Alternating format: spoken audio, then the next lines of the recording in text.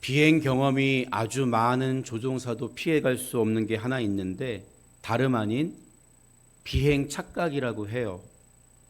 서로 다른 지형과 건물들이 있는 땅과 달리 하늘은 온통 파란색이잖아요. 그래서 끝없는 수평선과 회전하는 하늘, 규칙적인 진동음 속에서 눈과 귀 그리고 몸이 전혀 다른 정보를 보내올 때 조종사는 자기도 모르게 잘못된 공간 인식을 갖게 된다는 거예요.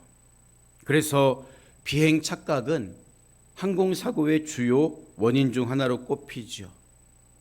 여러분, 그렇다면 이때 조종사가 의지해야 할 게 뭘까요? 바로 계기판입니다. 아무리 내 눈에 고도가 정상적으로 보일지라도 계기판이 곤두박질 친다면 고도를 올려야 합니다. 그래야 사는 거예요. 그런데 비행 착각과 비슷하게 우리 성도들도 신앙 착각을 할 때가 있어요. 나 정도면 아주 나이스하고 괜찮은 그리스도인 아니야? 이 정도쯤은 이렇게 살아도 문제 없는 거 아니야? 여러분, 하지만 이때 우리에게 필요한 게 뭘까요? 하나님 말씀이라고요. 말씀에 비추어 보면 지금 내가 하는 말과 가진 생각이 하나님 보실 때 옳은 것인지 아닌지 드러나게 됩니다. 그런데 문제는 하나님이 주신 말씀, 성경이라는 분명한 기준이 있음에도 불구하고 말씀을 읽지 않고 말씀대로 생각하지도 않고 말씀에 순종하지 않는다는 것이겠죠. 이것은 비단 이 시대의 문제만이 아니라 지금으로부터 약 2900년 전 엘리야 시대에도 마찬가지였습니다. 하나님이 기준을 주셨음에도 불구하고 순종하지 않는 거예요. 오늘 읽은 본문은 엘리야가 바알과 아세라 제사장 850명과 대결했던 이야기 중 일부지요. 본문의 배경이 되는 갈멜산은 북쪽으로는 지중해와 맞닿아 있는 하이파만에서 시작해서 이스라엘 골짜기를 따라 남동쪽으로 길게 뻗은 약 25km 정도의 산맥을 일컫는 말입니다. 갈멜산이라고 불러요. 그런데 종교적으로 굉장히 중요한 산이었어요. 왜냐하면 바다에서 지중해에서 밀려오는 비구름이 육지에 닿는 첫 번째 지점이었고 그 정상에는 기후의 신을 섬기는 성소가 있었기 때문입니다. 따라서 이곳은 3년 반 동안 가뭄으로 목마른 이스라엘 백성들에게 과연 우리에게 비를 내려주시는 진짜 신이 누구인가를 증명하기에 가장 적합한 곳이었다는 거죠. 그래서 이 역사적인 대결을 구경하기 위해서 많은 이스라엘 백성들이 모여들었어요. 엘리야는 각각 한 송아지를 택해서 각을 떠서 나무 위에 놓고 서로의 신의 이름을 불러서 불로 응답하는 쪽이 진짜 하나님이다, 이렇게 하자, 이 방법을 제안해서 대결이 시작된 거예요. 그래서 먼저 바알을 섬기는 바알의 제사장과 아세라를 섬기는 제사장들이 송아지를 취해서 잡고 아침부터 낮까지 바알의 이름을 부르죠. 바알이여 우리에게 응답하소서. 큰 손으로 불렀지만 응답이 없어요. 그러니까 나중에는 자기 몸들을 칼로 그어가면서 내가 이렇게 처절하게 당신을 부릅니다. 내가 이렇게까지 당신을 사모합니다. 응답합니까? 응답 안 하죠. 신이 아니기 때문에 응답을 안 하는 거예요. 그리고 이제 엘리야가 기도할 차례가 온 거죠. 오늘 우리가 읽은 본문의 내용입니다. 본문에 나오는 엘리야의 기도는 우리가 어떻게 해야 하나님의 응답을 받을 수 있는가를 보여주는 모범 답안지와 같아요.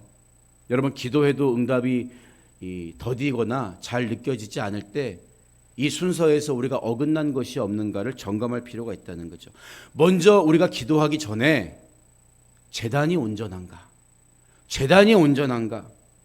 그것을 확인해야 되는 거예요. 여러분, 온전한 제단은 어떤 제단이겠습니까? 30절과 31절을 보면 엘리야가 모든 백성을 향하여 이르되 내게로 가까이 오라.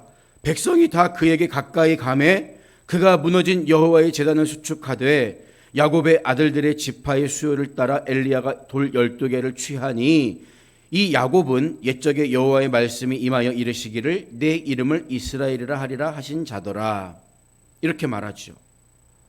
먼저 본문에서 무너진 제단이라고 말하는 것은 원래 그곳에 제단이 있었다는 것을 말해주는 대목이겠죠.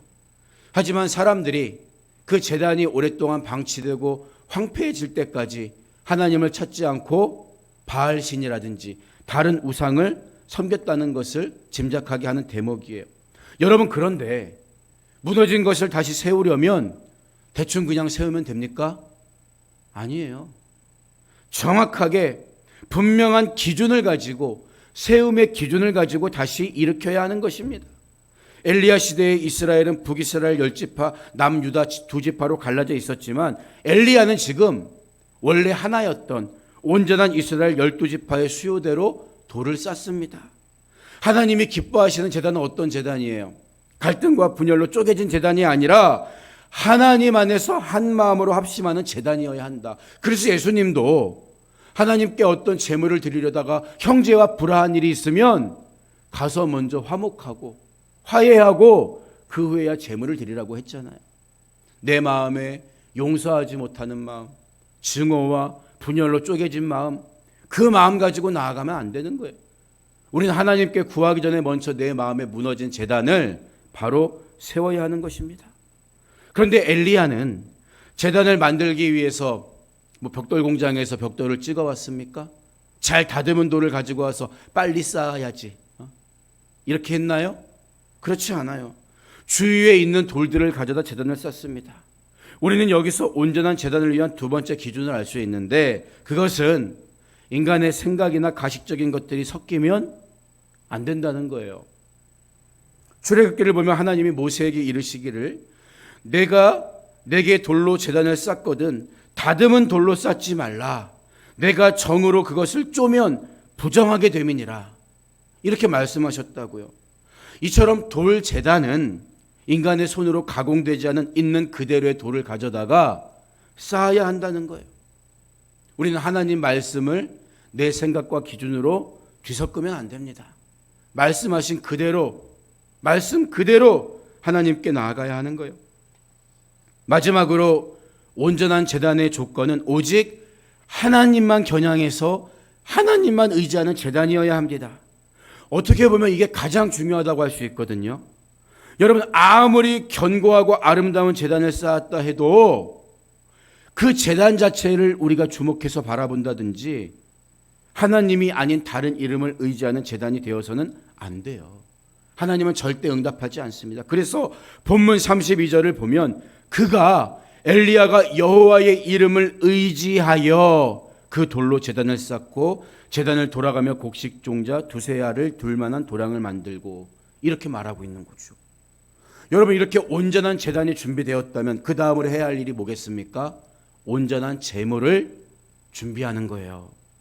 33절부터 35절까지를 보면 또 나무를 버리고 송아지에 각을 떠서 나무 위에 놓고 이르되 통 넷에 물을 채워다가 번제물과 나무 위에 부으라 하고, 또 이르되 다시 그리하라 하여 다시 그리하니, 또 이르되 세 번째로 그리하라 하여 세 번째로 그리하니 물이 제단으로 두루두르고 흐르고 도랑에도 물이 가득 찼더라. 이렇게 말하고 있습니다. 여러분, 이것은 모두 레위기에 근거한 제사법대로 행했다는 것을 확인할 수 있어요. 엘리야는 바알 선지자들과 대결이라는 이 긴장되는 상황 속에서 흥분하거나 자기 생각대로 우왕좌왕한 게 아니라 철저하게 하나님 말씀에 따라 제사를 진행하고 있다는 것을 우리가 확인하게 됩니다. 본문 33절에서 각을 떠서, 이 말은 그 송아지를 잡아서 피를 흘리고 마디마다 토막을 친 것을 가리킵니다. 희생의 제물을 각을 떠 제단 위에 벌려놓았다는 것은 죄를 대신할 피가 있는 제물을 다 준비해 놓았다는 것을 말해주는 거죠. 그러니까 우리 삶에 응답하시는 하나님의 역사를 경험하기 위해서는 온전한 제단 위에 온전한 제물을 드려야 하는 거예요. 여러분, 그러면 이 시대의 온전한 제물은 뭘까요? 바울이 로마서 12장 1절에서 권면하기를, 그러므로 형제들아 내가 하나님의 모든 자비하심으로 너희를 권하노니 너희 몸을 하나님이 기뻐하시는 거룩한 산 제물로 드리라. 이는 너희가 드릴 영적 예배니라. 이렇게 말씀하고 있다고요. 예수 그리스도의 보혈로 깨끗해진 우리들은 이제 우리의 삶 전체를 하나님을 위한 산 제물로 드려야 합니다. 여러분, 영적 제물이 된다는 건 어려운 얘기가 아니에요. 내가 무슨 성령의 특별한 은사를 받고 신비한 체험을 해서 뭔가를 보고 뭔가를 들어야 그런 사람이 영적 제물이 된다는 의미가 아닙니다. 쉽게 말하면 오늘 예배 시간에 내가 어떤 은혜를 받을까, 내가 하나님이 주시는 무슨 위로를 받을까, 이것만 먼저 생각하지 말고 이 한 번의 예배를 위해서 여러분의 나머지 날들을 살아내라는 거예요. 사모함으로, 간절함으로, 순전함으로. 이게 하나님께 드릴 수 있는 산 제물이고 하나님이 기뻐 받으시는 영적 제물인 것입니다. 그리스도의 구속의 은혜에 감사함으로 내 삶을, 내 시간을, 내 일상을 온전히 바쳐 드리려는 충성과 헌신의 제물이 하나님이 찾으시는 거룩한 제물이라는 거예요. 이와 같은 삶 속에, 이와 같은 예배 속에 불로 응답하시는 하나님의 놀라운 역사가 임한다는 거죠. 여러분, 그런데 엘리야가 제물 위에 물을 가져다 부어요. 4개의 항아리로 여러분 3번에 걸쳐서 부었으니까 모두 12항아리를 부은 거죠. 또랑을 얼마나 깊게 팠습니까? 곡식 2가마니를 부을 만큼 또랑을 깊게 팠는데 제물에서 흘러내린 물이 그 도랑까지 가득 차고 넘쳤다고 하는 거죠.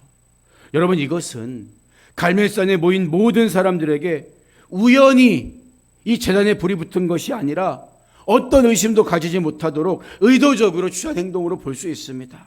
그리고 이 행동은 엘리야 자신이 하나님의 응답 앞에 얼마나 분명한 확신을 가지고 있었는지를 보여주는 대목이죠. 이런 자신이 없다면 물을 12항아리나 불 수가 없잖아요. 하나님이 반드시 응답하시고 이 물까지 다 그냥 태워버리실 거야. 이 분명한 믿음 누구에게 있었다고요? 엘리야에게. 어떤 엘리야에게? 온전한 제단과 온전한 제물을 준비한 엘리야에게 있었다는 거죠. 그래서 온전한 제단에서 온전한 제물을 드렸다면 이제는 이런 믿음의 기도를 드려야 하는 거예요. 기껏 온전한 제단 준비하고 온전한 제물 준비했는데 하나님이 응답하시지 않으면 어떡하지? 이러면 안 됩니다. 하나님 반드시 응답하십니다. 그러니까 물을 붓죠. 이 확신 가지고 기도하는 거예요.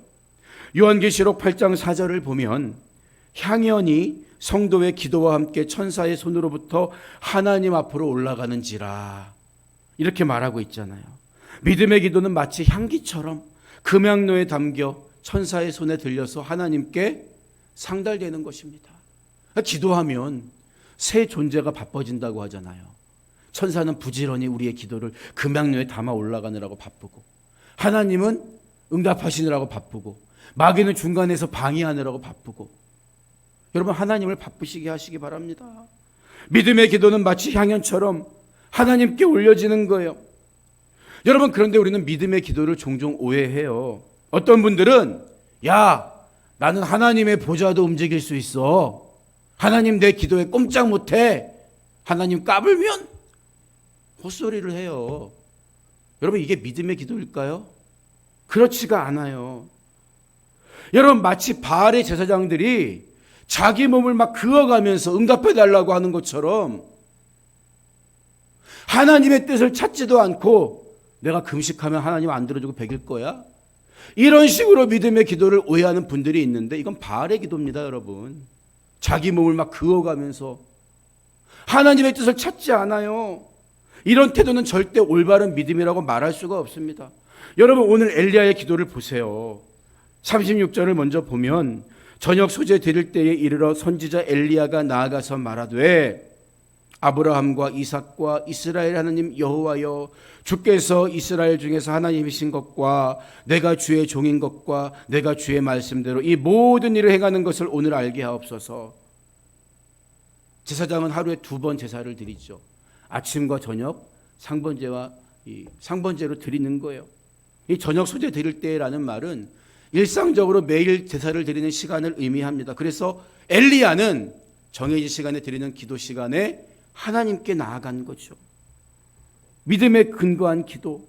내가 주의 말씀대로 이 모든 일을 행하는 것을 오늘 알게 하옵소서. 이렇게 기도했지. 하나님 내 체면 좀 세워주세요. 내가 이 사람들 앞에서 좀 높아지게 해주세요. 이렇게 기도하지 않았어요.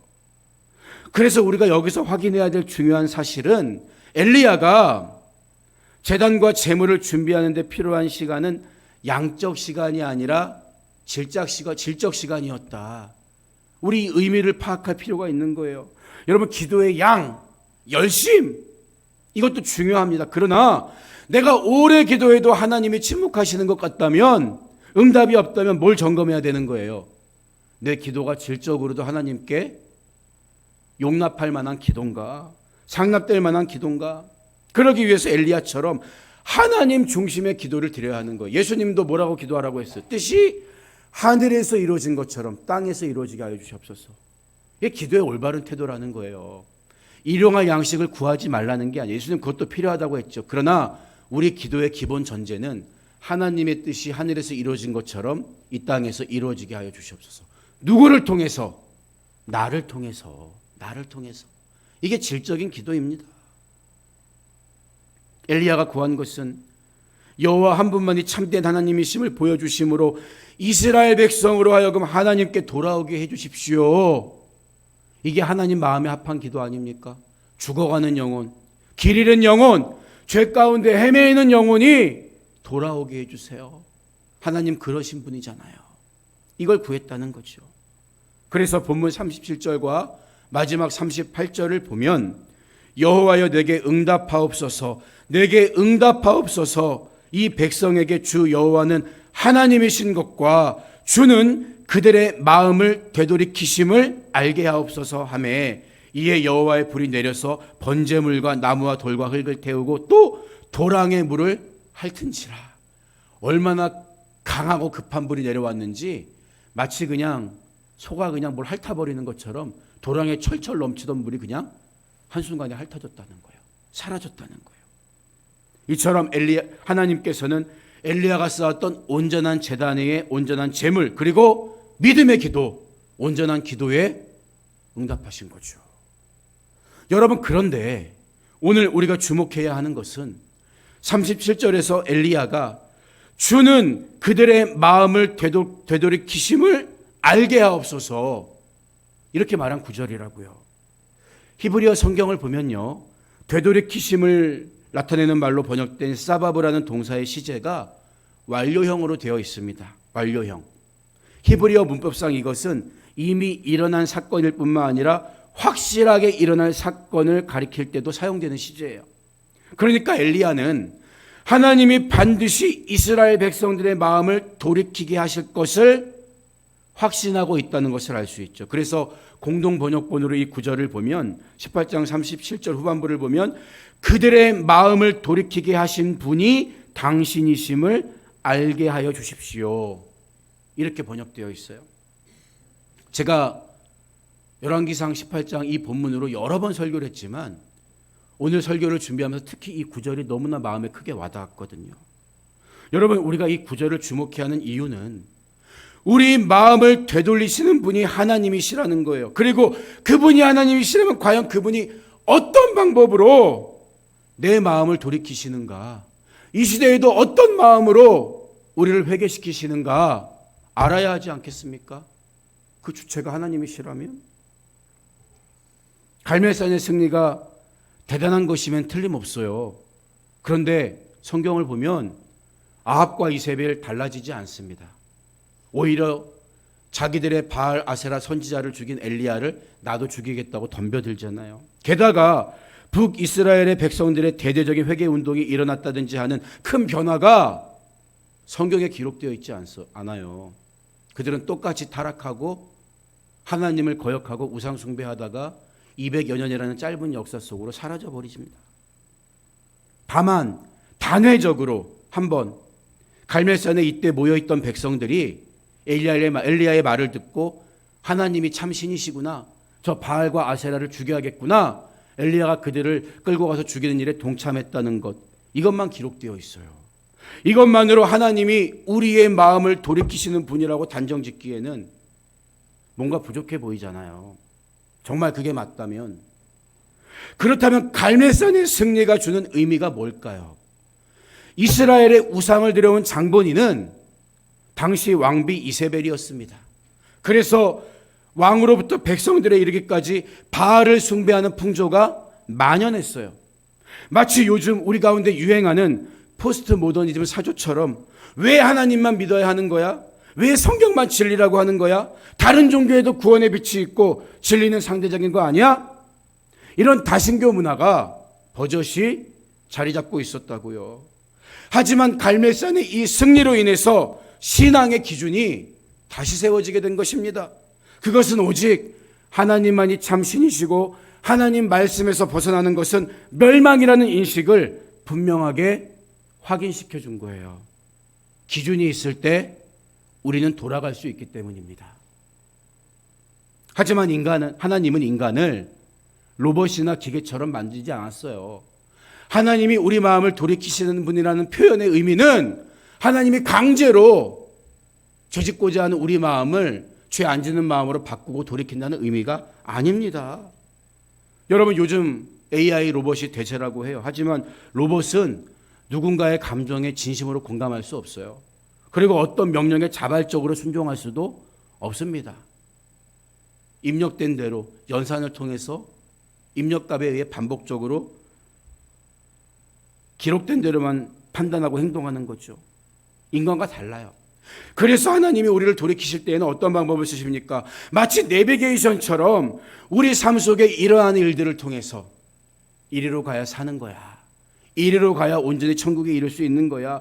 우리가 잘못된 길을 가다가도 하나님이 나에게 주신 거룩한 의지를 가지고 돌이킬 수 있도록 인도해 주신다는 거예요. 돌이키는 책임은 누구에게 있기 때문에? 나에게 있기 때문에. 하나님이 우리를 돌이키시는 방법은 지금도 동일합니다. 강단을 통해 주시는 말씀을 통해서 듣고 돌이키고 깨달으라는 거예요. 내가 성경을 읽을 때 깨닫게 하시는 감동을 통해서, 그리고 기도할 때 주시는 작은 세미한 음성을 통해서 내가 돌이킬 수 있도록 지금도 역사하십니다. 여러분, 우리 한 사람 한 사람이 하나님이 거하시는 전이라고 했잖아요. 그렇기 때문에 우리 마음속에도 제단이 있다고요. 제단. 그 제단을 점검하셔야 하는 거예요. 거룩한 제단으로, 구별된 제단으로. 재물도 우리 삶을 통해 구별해야 하는 거예요. 그리고 엘리야가 온전한 믿음으로 기도했던 것처럼 그 마음으로 하나님께 나아가는 거예요. 그럼 하나님도 반드시 여러분의 삶에 응답하시고 하나님만이 유일한 답이라는 것을, 내가 여기서 어디서 돌이켜야 하는가를 깨닫게 해 주십니다. 그 은혜가 임했을 때 우리는 돌이켜야 합니다. 하나님의 은혜를 경험하고도 끝까지 돌이키지 않으면 점점 완악한 백성이 되고 마는 거예요. 그것을 오늘 갈멜산의 승리가 우리에게 확인시켜 주는 것입니다. 오늘 말씀을 마무리하겠습니다. 19세기 미국의 대부흥을 일으킨 분 중에 찰스 피니라는 목사님이 계세요. 유명한 분이시죠. 그런데 찰스 피니 목사님은 원래 변호사였다고 합니다. 그런데 그분이 성경을 읽으면서 회심을 경험하게 됐고, 직업이 변호사답게 예수님이 빌라도 법정에서 충분하게 변호받지 못했다는 것을 발견하고 너무 마음 아파하게 됐죠. 그래서 이제부터 자신이 예수 그리스도의 변호인으로서 사람들에게 그분의 진실한 사랑을 변론하는데 일생을 바치겠다고 결심하게 되었다는 거예요. 멋지지 않습니까? 엘리야 시대 북이스라엘 백성들은 하나님과 바알 사이에서 머뭇거렸지만, 여러분, 우리는 선택을 해야 되는 거예요. 이후로 내가 예수님을 증거하고 변호하는 삶을 살아갈 것인지, 아니면 적당히 세상 사람들 편에 서서 그들과 더불어 살아갈 것인지.